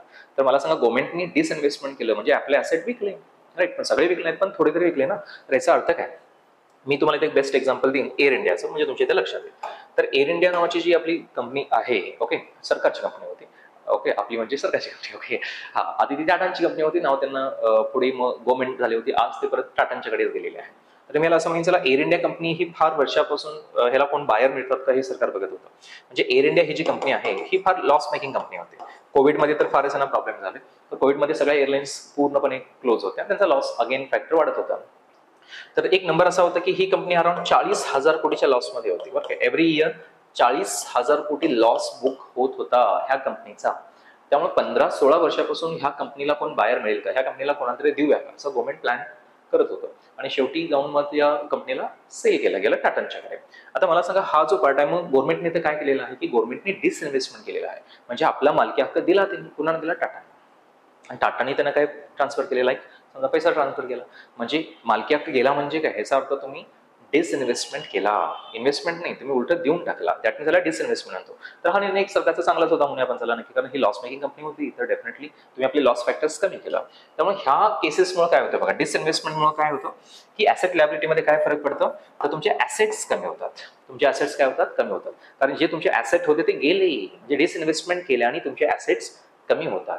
रिकव्हरी ऑफ लोन झाल्याने ऍसेट्स कमी होतात आणि बोरविंग्समुळे तुमची लॅबिलिटी काय होते, वाढते. तर ह्या तिन्ही गोष्टी येतात ह्याच्यामध्ये कॅपिटल रिसिप्ट मध्ये. ह्या तिन्ही गोष्टीमधून सरकारला पैसा मिळायला लागलाय. बॉरोइंग्स मधून पण मिळायला लागलाय, रिकव्हरी ऑफ लोन्स मधून पण दिलेले कर्ज वापस आलं म्हणजे पैसा मिळायला लागलाय, आणि डिसइन्व्हेस्टमेंटमुळेही तुम्हाला पैसा मिळायला लागलाय. Okay, so that is the part of receipt. आणि हे कुठलं रेव्हेन्यू नाही, तर याला कॅपिटल रिसिप्ट म्हणतो आपण. ठीक आहे, हे तुमच्या लक्षात आलं पाहिजे. देन आपण पुढे जायचं. तर हे लक्षात आलं असेल तर आता आपण समजून की एक्सपेंडिचर पण तसंच आहे. सरकारला जसं पैसा येतो तसं सरकारला खर्च पण करायला पाहिजे. तर खर्च पण त्यांचा मेजरली दोन प्रकारचा आहे, एका कॅपिटल एक्सपेंडिचर आणि एका रेव्हेन्यू एक्सपेंडिचर. बघा, रिसिप्ट किती प्रकारचं होतं, म्हणजे रिसिप्ट म्हणजे रिसिप्ट म्हणतो मी त्याला. हे पण दोन प्रकारचं होतं, एका रेव्हेन्यू रिसिप्ट आणि एक होतं कॅपिटल रिसिप्ट. आता मग दोन प्रकारे पैसा येतो, तो दोन प्रकारे पैसा खर्च पण होतो, राईट. मग खर्च कुठे कुठे करतात, ते एका रेव्हेन्यू खर्च त्यांचा आणि एका कॅपिटल खर्च. तर याचा अर्थ काय बघा, कॅपिटल एक्सपेंडिचर मी दिलेलं आहे, याचा अर्थ काय आहे तर कॅपिटल एक्सपेंडिचर आणि रेव्हेन्यू एक्सपेंडिचर. एक्सपेंडिचर म्हणजे खर्च, सिंपल भाषेत. तर the government incurs expenditure to create asset such as schools, hospital, building, roads, bridges, canals, railway lines. जसं की नितीन गडकरीजी, ज्यांना हायवे किंग ऑफ इंडिया असं म्हटलं जातं, तर एवढी हायवेज वगैरे बनवायला लागले, हा त्यांचा खर्च आहे ना, हा प्रकार आहे, सरकारचा खर्च आहे. म्हणजे याचा अर्थ काय, हे कॅपिटल बनवायला लागलेत, ते म्हणजे काहीतरी निर्माण करायला लागलेत. तर प्रॉपर्टी बनवायला लागलाय तुम्ही, तर प्रॉपर्टी बनवण्यासाठी खर्च करावा लागतो. तर दॅट मीन्स ऍसेट्स जर तुम्ही क्रिएट करण्यासाठी जर खर्च करत असाल तर अशा सर्व खर्च ना काय म्हणतो आपण, कॅपिटल एक्सपेंडिचर म्हणतो. हे आपल्या लक्षात आलं पाहिजे. ओके, तर कॅपिटल एक्सपेंडिचर मग काय होतं, म्हणजे कॅपिटल एक्सपेंडिचर केल्याने सरकारची लायबिलिटी ऍसेटमध्ये काय फरक पडतो, तर ऍसेट वाढतात. ऍसेट काय होतं, तुम्ही रोड्स बनवलाय, तुमची प्रॉपर्टीज बनायला लागले, लाईक म्हणजे ऍसेट्स बनायला लागलाय, तुम्ही एखादी ब्रिज बनवायला, एकदा रेल्वे लाईन बनवायला लागले, ऍसेट्स तुम्ही क्रिएट करायला लागलाय. दॅट मीन्स हा खर्च झाला तर सरकारचे ऍसेट्स काय होतात, वाढतात. हे तुमच्या लक्षात आलं पाहिजे. तसा दुसरा एक खर्च आहे ज्याला आपण काय म्हणतो, रेव्हेन्यू एक्सपेंडिचर. तर रेव्हेन्यू एक्सपेंडिचर मध्ये आपण एक्झाम्पल काय घेऊ शकतो, जसं की हे बघा, गव्हर्नमेंट एम्प्लॉईज आहेत, त्यांची सॅलरी द्यावी लागते, राईट. किंवा मेंटेनन्स ऑफ पब्लिक प्रॉपर्टी, जे तुम्ही ऑलरेडी प्रॉपर्टीज वगैरे बनवून ठेवल्या आहेत, हॉस्पिटल्स वगैरे आहेत, त्याचे मेंटेनन्स करावं लागतं, तर याचा खर्च येतो. सरकारी कर्मचारी आहेत, त्यांची सॅलरी द्यायला पाहिजे, राईट. त्याच्यानंतर प्रोव्हाइडिंग फ्री एज्युकेशन द्यायला पाहिजे, हेल्थ सर्व्हिसेस द्यायला पाहिजे. ओके, तर ह्या सगळ्या गोष्टी, ओके, शिक्षण मोफत आहे किंवा हेल्थ सर्व्हिसेस देणं, हॉस्पिटल फॅसिलिटीज देणं किंवा सॅलरीज देणं, गव्हर्नमेंट प्रॉपर्टीचं मेंटेनन्स करणं, हा सगळा जो खर्च आहे सरकारचा, हा त्यांचा बनतो रेव्हेन्यू खर्च. कसला खर्च बनतो, हा रेव्हेन्यू. ठीक आहे, तर हे तुमच्या लक्षात आलं असेल. तर कॅपिटल खर्च म्हणजे काय, तुम्ही एक प्रकारे ऍसेट्स बनवा लागलाय. आणि रेव्हेन्यू एक्सपेंडिचरमुळे आता फॉर एक्झाम्पल सॅलरीमुळे काय फरक पडेल का, हे बघा इथं काय दिलेलं आहे, when government incurs expenditure that neither creates any assets nor reduces any liability. तर ह्याला म्हणतो आपण revenue expenditure. Neither creates any assets nor reduces any liability. म्हणजे याचा अर्थ काय, आता सॅलरी द्यायची समजा सरकारी कर्मचाऱ्यांची, तर सॅलरी द्यायचं असेल तर ती द्यायलाच पाहिजे ना, त्याच्यामध्ये लायबिलिटी कमी होणारच नाही, तर प्रत्येक कोणाला सॅलरी द्यावंच लागतं आणि ऍसेटमध्ये काही फरक पडणारच नाही. म्हणजे असा खर्च केल्याने ऍसेट लायबिलिटीमध्ये काही फरक पडत नाही. ठीक आहे, तर आपण पुढे जाऊया. पुढचा पण हे तुमच्या लक्षात आलं असेल तर बजेटमधला सगळ्यात इम्पॉर्टंट शब्द आता इथं आलेला, याच्यावरती सर्वात जास्त प्रश्न येतात. इंटरव्ह्यूज मध्ये पण याच्यावरती भरभरून विचारलेली प्रश्न आहेत. कारण बजेट हे नॉर्मली कधी येतं, 1 फेब्रुवारीला येतं प्रत्येक वर्षी. 2017च्या आधी ते फेब्रुवारीच्या लास्ट डेला प्रेझेंट केलं जायचं, पण 2017 नंतर पहिल्यांदाच मी तुम्हाला सांगेन की बजेट हे 1 फेब्रुवारीला प्रेझेंट केलं जातं आणि आता हे पुढे कंटिन्युअसली फॉलो केले जात आहे. तर फिस्कल डेफिसिट म्हणजे काय, तर बघा की ह्याला तूट म्हणतो, म्हणजे एक प्रकारे तुम्ही ह्याला उधारी काढायला पाहिजे असं म्हणू शकताय. कारण आपला मिसमॅच आहे, ते येणं किती आणि देणं किती. तर येणं आहे सरकारचं 34 रुपये, देणं आहे 50 रुपये, तर 16 रुपये मधले जे आहेत ते काय नाही कुठे कुठे भरून काढायला पाहिजे ना, तर ह्याला आपण डेफिसिट म्हणतो. म्हणजे इथं सरकार मग कर्ज घेतं, मी जसं सुरुवातीला तुम्हाला सांगितलं. मग हे कसं कॅल्क्युलेट करतात हे मी तुम्हाला सांगेन. तर फिस्कल डेफिसिट म्हणजे काय असतं पहिला समजून घ्या. याला म्हटलेलं आहे fiscal deficit is defined as excess of total expenditure over total receipt. म्हणजे एक्सपेंडिचर जास्त असतील तुमची टोटल रिसेटपेक्षा, येण्यापेक्षा तुमचा खर्च जास्त असेल. ओके, तर ह्याला आपण काय म्हणतो फिस्कल डेफिसिट. पण याच्यामध्ये बोरोविंग पकडत नाहीत, ह्याच्यामध्ये बोरोविंग पकडत जात नाही. म्हणजे काय, याचा फॉर्म्युला कसा असतो मी सांगतो तुला. आता हे का पकडत नाहीत हेही तुम्हाला मी सांगेन. बघा, याचा एक फॉर्म्युला दिलेला आहे, हे कसं कॅल्क्युलेट केलं जातं. बघा हे कसं कॅल्क्युलेट केलं जातं, तर फिस्कल डेफिसिट म्हणजे टोटल बजेट एक्सपेंडिचर असतं आणि मायनस टोटल बजेट रिसीट असतं, पण याच्यामध्ये बोरोविंग्स वगैरे आहेत. म्हणजे धरून चला की टोटल ह्या वेळेला बजेटचा खर्च किती सांगितलेला आहे, 50 लाख कोटी. 50 लाख कोटी. ओके, आणि सरकारला सगळं काय करून किती मिळणार आहेत म्हटलं मी, एक अराउंड समजा 34 लाख कोटी. तर हा मधला जो मिसमॅच आहे हा जवळजवळ अप्रॉक्सिमेट हेच 50 पेक्षा जास्त आणि हे 34 पेक्षा जास्त आहे, पण मी अप्रॉक्सिमेट एक 16 लाख कोटी म्हणतो. सगळं तुम्हाला समजून सांगायचं येते. म्हणजे 16 लाख कोटी हा तुमचा काय आहे, मिसमॅच आहे. मी ह्यासाठी आपण काय करतो, कर्ज वगैरे घेतो. तर ह्या केसमध्ये हे जे 16 लाख कोटी आहे हे टोटल तुम्ही सगळं रिसिट सगळं घ्या, तुम्ही सगळा जो का तुम्हाला पैसा लागला तो सगळा प्लस करा, पण याच्यामध्ये हे घेऊ नका म्हणतात, बोरविंग घेऊ नका म्हणतात. कारण हे तुम्ही का कॅल्क्युलेट करता की तुम्हाला लक्षात आलं पाहिजे की ऍक्च्युली ह्या वर्षी आम्हाला किती खर्च करायला पाहिजे. बरोबर, 50 लाख कोटी आम्ही खर्च करालोय, पण आम्हाला येणार आहेत किती, 34 लाख कोटीच्या आसपास. तर ह्या केसमध्ये आम्हाला खर्च करायला पाहिजे किती, सॉरी कर्ज काढायला किती पाहिजे, तर 16 लाख कोटी कर्ज काढायला पाहिजे. तर याच्यामध्ये बोरोविंग्स मधून पण पैसा येतोच ना, रिसिटमध्ये बोरोविंग, रिकव्हरी ऑफ लोन आणि आपण काय समजून घेतलं होतं सांगा, डिसइन्व्हेस्टमेंट समजून घेतलं होतं. पण ह्या सगळ्या गोष्टी येतात पण हे बोरोविंग नाही आहेत त्याच्यामध्ये. का? कारण हा आपण कॅल्क्युलेशन हे का करायला लागलो की ह्या वर्षी कर्ज काढायला किती पाहिजे हे लक्षात यायला पाहिजे. मग कर्ज किती काढायला पाहिजे हे समजण्यासाठी आपण हा फॉर्म्युला वापरत असेल तर त्याच्यामध्ये प्रिव्हियस बोरोविंग कसं ऍड करून चालेल. ओके, ते बोरोविंग ऍड केला तर अजून तुमचा नंबर वाढणार. म्हणजे ते सोडून पुन्हा मागचं जे कर्ज आहे ते सोडा, बाजूला ठेवा जरासं. ह्या वर्षी किती काढायला पाहिजे हे समजण्यासाठी आपण फिस्कल डेफिसिट कॅल्क्युलेट करतो. मग त्यासाठी काय केलं जातं, टोटल आमचा खर्च घ्या आणि ह्या वर्षी टोटल आम्ही किती कमवणार आहोत. फक्त त्याच्यामध्ये बोरविंग मधून जो पैसा आलाय तो घेऊ नका म्हणतात. आणि हा गॅप किती आहे बघा म्हणतात, जसं की आता आहे 16 लाख कोटीच्या आसपास. तर ह्यातून एक लक्षात येते की गव्हर्नमेंटला अरे आम्हाला एवढा पैसा रेज करायला पाहिजे. मग गव्हर्नमेंट चेक करते की बाबा कुठून कुठून हा पैसा येऊ शकतो. तरी त्यांच्याकडे 2 सोर्सेस आहेत, मेजरली 2 सोर्सेस आहेत, हे पण मी तुम्हाला सांगेन. तर सरकार कर्ज कुठून कुठून घेऊ शकतात, तर 2 ऑप्शन त्यांच्याकडे असतात. जसं की बघा येतं 2 ऑप्शन म्हणजे काय, ते मी थोडंसं बॅक येतो, बरं इथे समजून घ्यायचा प्रयत्न करूया. चला, जसं की समजा गव्हर्नमेंट ऑफ इंडियाकडे काय काय ऑप्शन्स आहेत बोरोविंगचे, तर 2 ऑप्शन आहेत. 2 ऑप्शन आहेत, कुठले कुठले. एक आहे एक्सटर्नल बोरोविंग, एक्सटर्नल हा सगळ्यात जास्त काम करणारा चांगला प्रकार आहे. आणि एक तुमचं इंटरनल बोरोविंग. इंटरनल, इंटरनल म्हणजे काय की तुम्ही एक तर आरबीआय कडनं कर्ज मागू शकताय, नाहीतर पब्लिक कडनं मागू शकता. मनी मार्केट वगैरे आहे, राईट. तर मनी मार्केट थ्रू पण शॉर्ट टर्म साठी मॅक्झिमम 1 इयर पर्यंत पैसा सरकार रेज करतं पब्लिक कडून. बरेच वेगळे टूल्स आहेत, वेगळे बॉन्ड्स इश्यू करतं आणि ह्या केसमध्ये सरकार पैसा रेज करायचा प्रयत्न करतं. जो त्यांचा करंट मिसमॅच सडनली तयार झालेला तो भरून काढण्यासाठी पब्लिक कडनं पैसा उचलतात ते. तर हा पण एक सोर्स आहे त्यांचा. आरबीआय कडनं पैसा मागणं like veg and means advances वगैरे आहेत. तर आरबीआय कडनं पैसा पण ते मागतात, पण आरबीआय कडे कधीही पहिल्यांदा ते ऑप्शनला ठेवत नाहीत. तर आरबीआय कडनं पैसा काढणं म्हणजे तुम्ही प्रकारे इन्फ्लेशन वाढावं लागलं, आपलं महागाई वाढावं लागलाय. आता समजा उदाहरणासाठी म्हणतो ह्या वर्षी सरकारला एक 16 लाख कोटी पाहिजेत, तर 16 लाख कोटी डायरेक्टली आरबीआयकडे मागितला तुम्ही, तर आरबीआय त्यासाठी काय केलं पाहिजे, नोटा छापायला पाहिजे. आणि नोटा छापल्या तर ह्या नोटा सगळ्या मार्केटमध्ये जाणार, तर आणखी महागाई वाढणार. तर हा आरबीआय कडनं मागणं डायरेक्टली ही त्यांच्यासाठी वर्स्ट ऑप्शन असतो, वर्स्ट. तर सरकार महागाई वाढवण्याच्या दृष्टीने मग विचार वाढवायच्या पॉईंट ऑफ व्ह्यू ते विचार करायला लागले. त्यामुळे सरकार कधीही विचार करत नाही की अरे महागाई वाढावी, महागाई कंट्रोलमध्ये पाहिजे. जसं की तुम्हाला माहिती आहे आरबीआयच्या भाषेमध्ये महागाई काय म्हटलं की सरासरी 4% पाहिजे, ±2. अप्पर टॉलरन्स 6 पर्यंत जाऊ शकतो आणि लोअर टॉलरन्स हे 2% असलंच पाहिजे. म्हणजे सरासरी 6 + 2 8/2 म्हणजे 4% महागाई असली पाहिजे असं म्हटलं जातं. ठीक आहे, त्याच्या आसपास. पण जर तुम्ही 6%च्या वर वगैरे जर महागाई गेली तर मग तिथं फार सिरियस कन्सर्न तयार होतो आणि मग बरेच रेट्स वगैरे टाईट केले जातात, मॉनिटरी पॉलिसी रेट्स वगैरे फार टाईट केले जातात. तर आता आपण त्याच्यावरती बोलूया पुढच्या सिच्युएशन्समध्ये वगैरे. आता आरबीआय कडनं घेणं हा त्यांच्यासाठी शेवटचा ऑप्शन आहे, कुठेच नाही मिळालं वगैरे तर लास्ट पॉईंट म्हणते आरबीआयचा विचार करतात. आणि देन पब्लिककडे ते मागू शकतात, पण पब्लिककडनं जरी अगर पैसा मागितला तर मनी मार्केटच्या इन्स्ट्रुमेंट्स थ्रू त्यांना 1 वर्षभराच्या आत पैसा तो रिटर्न करावाच लागतो. 0 कुपन बॉन्ड्स वगैरे असे बरेच वेगळे टूल्स आहेत किंवा बॉन्ड्स वगैरे आहेत. तर ह्या केसमध्ये त्यांना माहिती आहे की लगेच अरे मिसमॅच आम्हाला भरून काढायचा पैसा रेस करतो आपण, पण तो लगेच दिला पण पाहिजे. मग त्यासाठी ते सगळ्यात बेस्ट ऑप्शन त्यांच्यासाठी कुठलं आहे, एक्सटर्नल बॉरोविंग. म्हणजे लाईक वर्ल्ड बँक्स वगैरे म्हणा. ओके, तर जागतिक संघटनेकडे जाऊन, जागतिक बँकेकडे जाऊन ते कर्ज मागते, 1% आसपास कर्ज मिळतं, लॉंग ड्युरेशनसाठी कर्ज मिळते. तर सरकार कर्ज घेतो आणि एकदम रेट ऑफ इंटरेस्ट पण त्याचा कमी असल्यामुळे हे त्यांना अफोर्डेबल बनतं. त्यामुळे पहिली चॉईस ही सरकारची काय असते, एक्सटर्नल बॉरोविंग. आणि देन मग ते असं त्यांचं सेकंड चॉईस काय असते, इंटरनल बॉरोविंग. हे आपल्याला माहिती असेल. ओके, तर हे गव्हर्नमेंटकडे कर्ज करण्याचे वेगवेगळे सोर्सेस आहेत, हे तुम्हाला माहिती असेल. आणि माहित नसेल तरी ते क्लिअर झालं असेल असं मी म्हणेन. देन पुढे जाऊया आपण.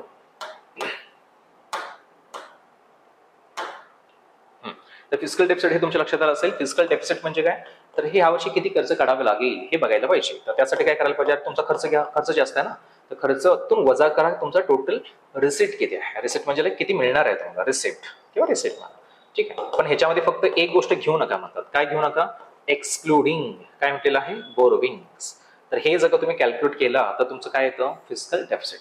जसं की ह्या वेळेच्या बजेटमध्ये इथं 50 लाख कोटीच्या आसपास आहे, इथं 34 लाख कोटीच्या आसपास आहे. हे सोडला तर आणि हे मिसमॅच किती येतो, एक जवळजवळ 16 लाख कोटीच्या आसपास. तर हा पॉईंट मी वारंवार का म्हणतोय, कारण पॉईंट फार महत्वाचा आहे. ठीक आहे, चला पुढे जाऊया.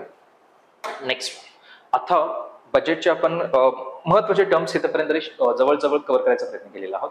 तर आतापर्यंत मी जे काही सांगितले शॉर्टमध्ये मी रिवाइज करतो. चला हे बघ, कंपोनंट्स ऑफ बजेट.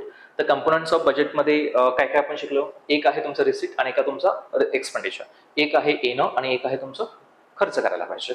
ठीक आहे, तर येण्यामध्ये पण दोन गोष्टी आहेत, तुमचा रेव्हेन्यू रिसिट एक आहे आणि कॅपिटल रिसिट आहे. रेव्हेन्यूच्या माध्यमातून तुमचा पैसा कुठून कुठून मिळतो, टॅक्सच्या माध्यमातून आणि नॉन टॅक्सच्या माध्यमातून. टॅक्समध्ये पण दोन प्रकार येतात, लाईक डायरेक्ट आणि काय तर सांगा इनडायरेक्ट. आणि नॉन टॅक्समध्ये काय तर कमर्शियल रेव्हेन्यू आणि तुमचा कुठला येतो ऍडमिनिस्ट्रेटिव्ह रेव्हेन्यू. तसं कॅपिटल रिसिटमध्ये तीन गोष्टी येतात, हे तर फार महत्त्वाची कॅल्क्युलेशन असतात. एक आहे तुमचं रिकव्हरी ऑफ लोन्स, एक आहे बॉर्बिंग आणि एक आहे तुमचं डिसइन्व्हेस्टमेंट. आणि खर्चामध्ये पण दोन गोष्टी आहेत, एका तुमचा रेव्हेन्यू खर्च आहे जसं की सॅलरीज वगैरे द्यायला पाहिजे, आणि एका तुमचे कॅपिटल खर्च जसं की हॉस्पिटल बांधायला लागलाय, ब्रिजेस बांधताय, रोड्स बांधताय, ह्या सगळ्या गोष्टी. ठीक आहे, तर याच्यामध्ये दोन टाईपचे खर्च असतात, लाईक प्लॅन एक्सपेंडिचर एक असतात आणि नॉन प्लॅनिंग एक्सपेंडिचर असतं. प्लॅन म्हणजे काय, लाईक गव्हर्नमेंट प्लॅन करून खर्च करतो, आणि नॉन प्लॅन म्हणजे काय, सडन तयार होणारे खर्च. सडन तयार होणारे खर्च म्हणजे काय, म्हणजे समजा की एखाद्या ठिकाणी फ्लड वगैरे आला तर इमर्जन्सी केसमध्ये त्यांना तो खर्च दिला पाहिजे. सुनामी आली समजा उदाहरणासाठी, तर ते सडन खर्च तयार होतात, ज्याला आपण नॉन प्लॅन एक्सपेंडिचर म्हणतो. ठीक आहे, तर हे तुमच्या लक्षात आलं असेल. इथपर्यंत आपण काय काय समजून घेतलेलं. तर बजेटच्या जवळजवळ महत्त्वाच्या गोष्टी तुम्हाला इथं समजलेत म्हणून जरा पुढे जाय. आता येऊया आपण पुढच्या महत्त्वाच्या पार्टवरती. तर मुळे आपण समजून घेणार आहोत की समजा की आता समजा मी व्यक्ती आहे, ठीक आहे, तर मी जर का समजा काहीतरी कमवत असेल तर तो पैसा कुठे ठेवत असेल, एकदा माझ्या बँक अकाउंटला किंवा घरामध्ये माझ्या तिजोरीमध्ये ठेवत असेल, राईट. समजा माझ्याकडे कॅश आहे, ती कॅश मी कुठे, आपण काय करतो आमच्या तिजोरीमध्ये आपल्या मौल्यवान वस्तू जसे की सोनं वगैरे तुमचं आहे किंवा कॅश वगैरे हे लॉकरमध्ये ठेवतो. तर तुमच्या डोक्यामध्ये असं कधी आले नसेल का की बाबा गव्हर्नमेंट हा आपला सगळा पैसा जो गोळा करायला लागले हे कुठं ठेवायला लागलेत. त्यांची पण एक तिजोरी असते सिंपल भाषेत, तो सगळा पैसा जातो त्यांच्या तिजोरीमध्ये, आणि सरकारकडे 3 तिजोऱ्या आहेत सिंपल भाषेत. ओके, तर 3 तिजोऱ्या म्हणजे कुठल्या कुठल्या त्यांच्याकडे, एक आहे कन्सोलिडेटेड फंड्स ऑफ इंडिया, एक आहे कॉन्टिन्जन्सी फंड ऑफ इंडिया आणि एक आहे पब्लिक अकाउंट ऑफ इंडिया. तर सगळ्यात मेन मोठी तिजोरी जो सगळा पैसा गोळा होतो त्याच्यामध्ये, तर ही कुठली तिजोरी आहे, तर ही आहे कन्सोलिडेटेड फंड्स ऑफ इंडिया. तर ह्याला आपण समजून घ्यायचा प्रयत्न करूया.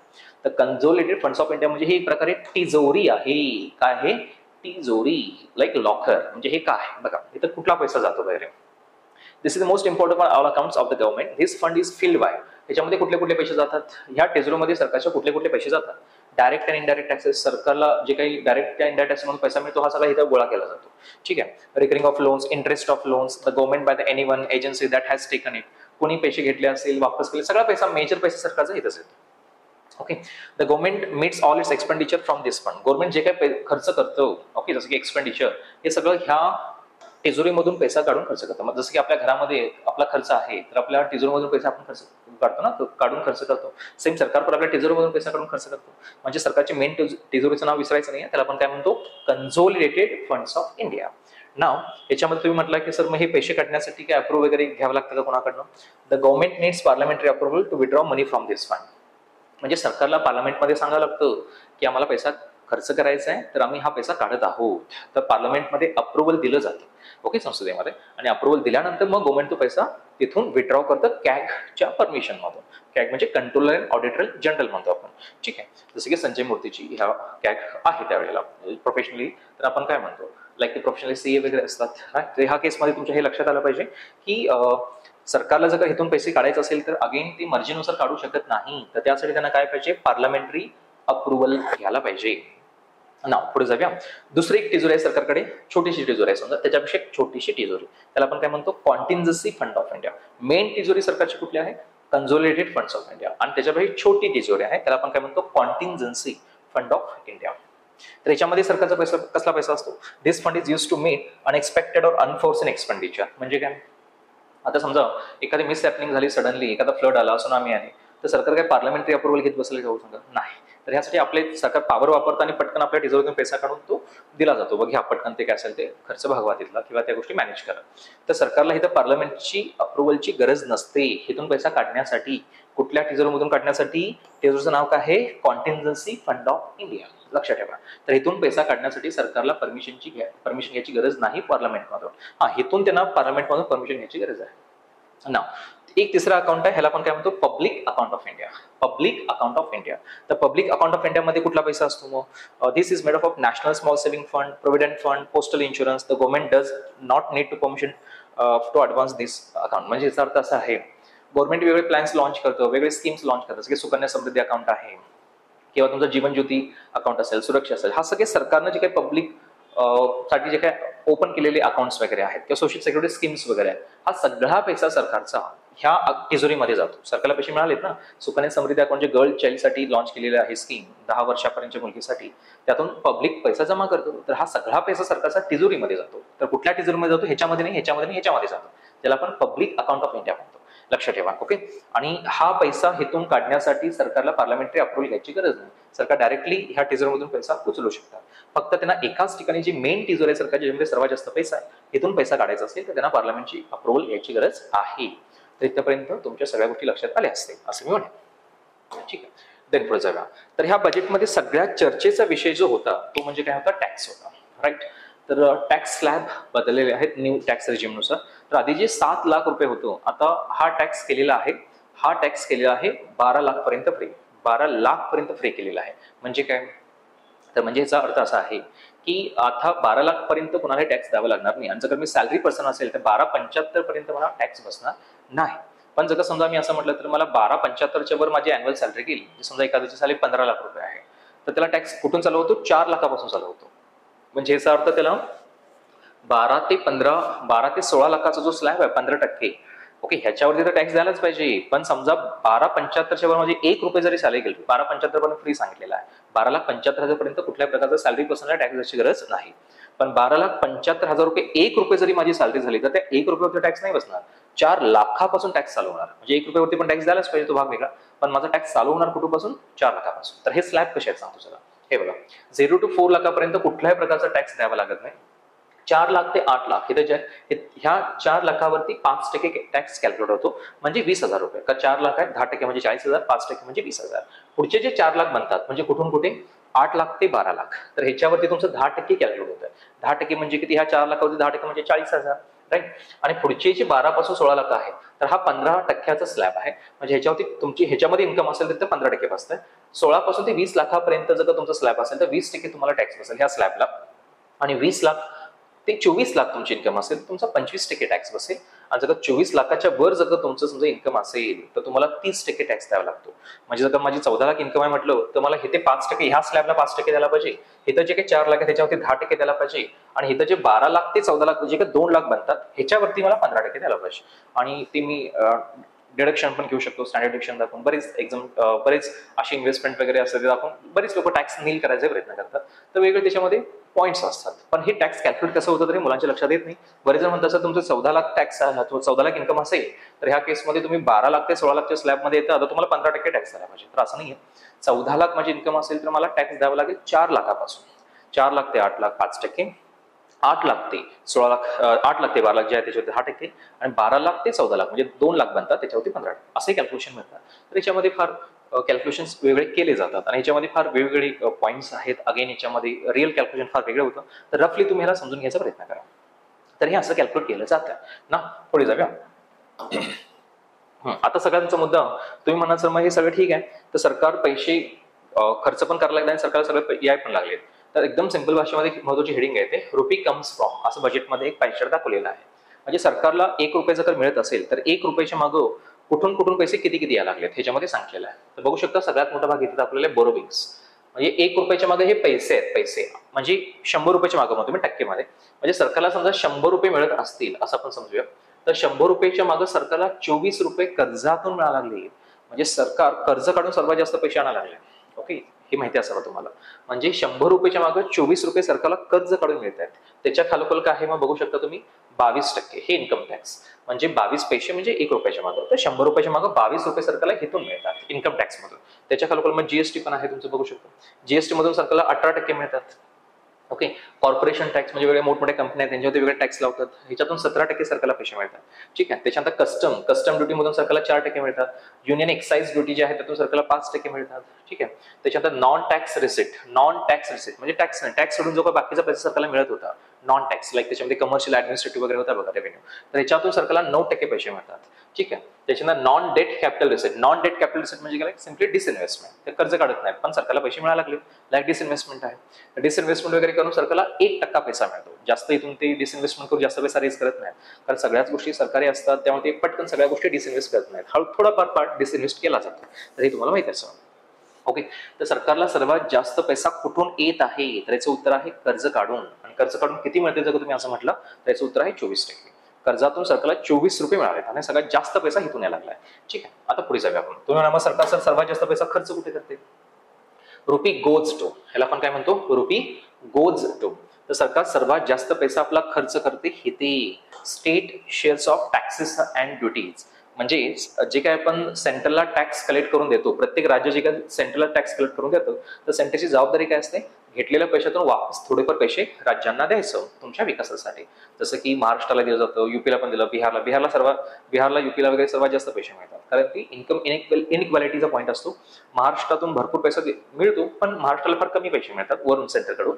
पण बिहारकडून फार कमी पैसा सेंटरकडे दिला जातो, पण सेंटर बिहारला फार पैसे देतो. का? कारण तिथं गरिबी आहे. तर ह्या केसमध्ये लक्षात ठेवा, तर तो मिसमॅच जो आहे, इन्कम इनइक्वॅलिटी म्हणतो, हे भरून काढण्यासाठी सरकार असं करतं की तुमच्याकडनं आम्ही घेणार, पण ह्या राज्यात जास्त खर्च करणार, कारण तिथले लोक जास्त गरीब आहेत. तुम्ही थोडंसं इन्कम इनइक्वॅलिटी नावाचा प्रकार असतो, ते दूर करावे लागते.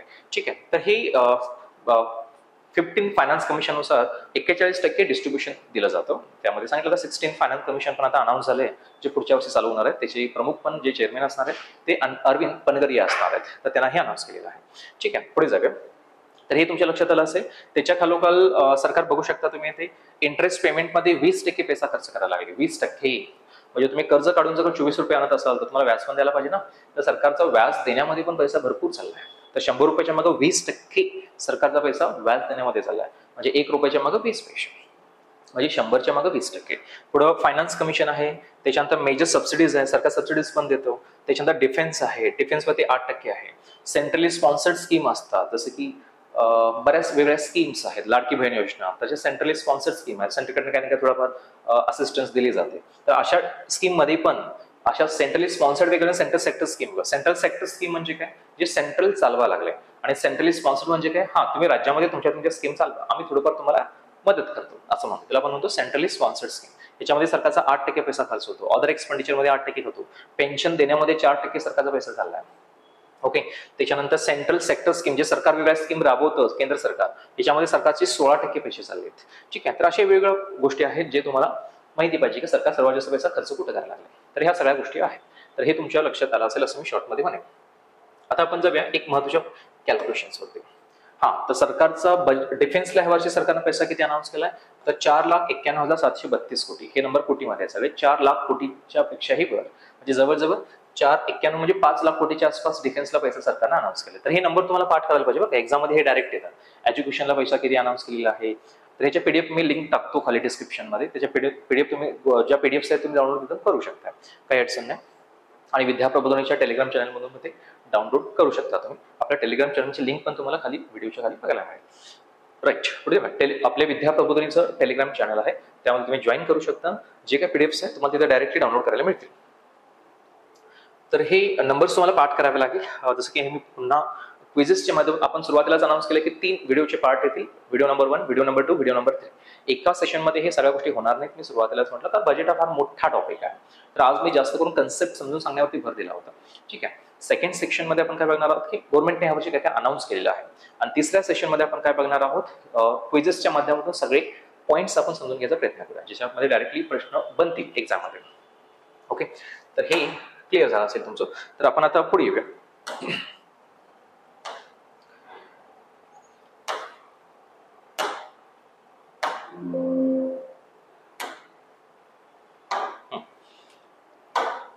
आता हा टेबल आपण जरासं समजून सांगत. मी जमगाशी म्हटलं की 50 लाख कोटी वगैरे जे काही खर्च वगैरे दाखवले, तर हा टेबल आहे बघा इथे. तर ह्या टेबलमध्ये तुम्ही बघू शकता टोटल एक्सपेंडिचर. हे बघा सरकार, म्हणजे तुम्ही जर म्हटलं की सर आपल्या देशाचं बजेट किती रुपयाचं आहे, तर पॉईंट नंबर 9 हे बघा टोटल एक्सपेंडिचर तुम्हाला इथं बघायला मिळेल. पेन हे बघा, हे टोटल एक्सपेंडिचर आहे. करेक्ट. या टोटल एक्सपेंडिचर मध्ये इथं हा सगळे नंबर कोटीमध्ये आहेत. म्हणजे हे आहे 50,65,345 कोटी. मी जे वारंवार म्हणतोय ना 50 लाख कोटीचं सरकारचं बजेट आहे, तर हे 50 लाख कोटी हेतून आहेत. आणि सरकारला सगळं काही करून टोटल रिसेट म्हणजे हे सगळं ऍड करून ते सांगलेत की आम्हाला हे बॅलन्स दाखवतात हे दोन्ही. पण फिस्कल डेफिसिट कसं काढतात ते दिलेत बघा. हे बघा इथं पॉईंट नंबर आहे 17. तर फिस्कल डेफिसिट कसं काढतात, की 9 मधून 1, 5 आणि 6 वजा करा म्हणतात. 9 पॉईंट नंबर 9 म्हणजे कुठला बघूया चला.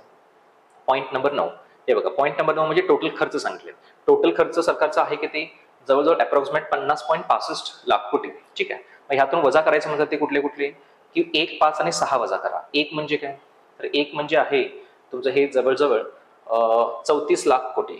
एक पाच म्हणजे काय आहे, रिकव्हरी ऑफ लोन. जसं की रिसिप्टमध्ये काय येतात, कॅपिटल रिसिप्टमध्ये रिकव्हरी ऑफ लोन, बोरोविंग्स आणि डिसइन्व्हेस्टमेंट. फक्त त्याच्यामध्ये बोरोविंग घेऊ नका म्हणतात.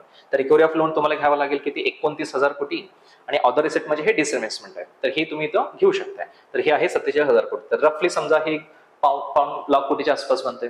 ठीक आहे. तर ह्या केसमध्ये बोरोविंग्स फक्त त्यामध्ये ऍड करायचं नाही. म्हणजे 1, 5 आणि 6 ऍड केला तर हे रफली जातात 35 लाख कोटीच्या आसपास. कितीच्या आसपास, 35 लाख कोटीच्या आसपास, जे की त्यांनी ते कॅल्क्युलेशन करून दिलेत. हे बघा, म्हणजे हा जो टेबल आहे, ह्या टेबलमधून 9 नंबरचा पॉईंट तुम्ही 9 नंबरच्या पॉईंट मधून 1 नंबरचा पॉईंट, 5 नंबरचा पॉईंट आणि 6 नंबरचा पॉईंट ऍड करा आणि वजा करा.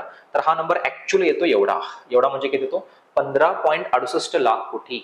15.68 लाख कोटी म्हणजे जवळजवळ 16 लाख कोटीच्या आसपास. जे की मी म्हटलं की 16 लाख कोटीच्या आसपास त्यांना कर्ज काढलं पाहिजे. तर हा पॉईंट इथून बघतो. म्हणजे ह्या जीडीपीच्या अगेन्स्ट हा नंबर किती आहे, तर 4.4% आहे. आपली जीडीपी आहे सध्या 4.1 ट्रिलियन डॉलरची, म्हणजेच 356 लाख कोटीची आहे, जे की मी तुम्हाला सुरुवातीला दाखवलं होतं, बजेटमध्ये मेन्शन केलेलं. म्हणजे अपकमिंग प्रोजेक्शन आहे की ह्या वर्षी आमची जीडीपी एवढ्या रुपयाची असेल, म्हणजे 4.1 ट्रिलियन डॉलरची असेल. म्हणजे हे रफली किती मध्ये जवळजवळ 356 लाख कोटी. म्हणजे 356 लाख कोटीवरती जर हा नंबर तुम्ही चार्ज केला 15,68,936 कोटी, तर हे येतं 4.4%. म्हणजे 4.4% आपण डेफिसिट मध्ये आहोत जीडीपीच्या, असं त्याचा अर्थ आहे. तर हे एका सेशन मध्ये मी बजेट ठेवलं होतं. याच्यामध्ये बऱ्याच गोष्टी मी सांगायचा प्रयत्न केले. तर ह्या एका सेशन मधून सगळ्या गोष्टी कव्हर झालेल्या नाहीत. मला अजून बऱ्याच गोष्टी सांगायच्या, जसं की स्वामी फंड आहे, किसान क्रेडिट कार्ड आहे, राईट, वेगवेगळ्या हाऊसिंग बद्दल काय अनाऊन्स केलेलं आहे, किंवा त्याच्यात क्विजेसच्या माध्यमातून बरेच काही आपण समजून घेणार आहोत, ज्यासाठी मला आणखी 2 सेशन पुढे लागतील.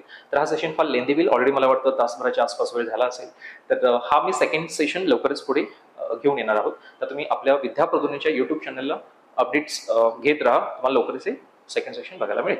ठीक आहे. तर आज आपण तोपर्यंत थांबूया. तुम्ही हा सेशन पुन्हा रिवाइज करून बघा, सगळ्या गोष्टी तुमच्या व्यवस्थित क्लिअर होतील. तर लवकरच आपण सेकंड सेशनमध्ये भेटणार आहोत. थँक्यू. थांबूया त्याचा.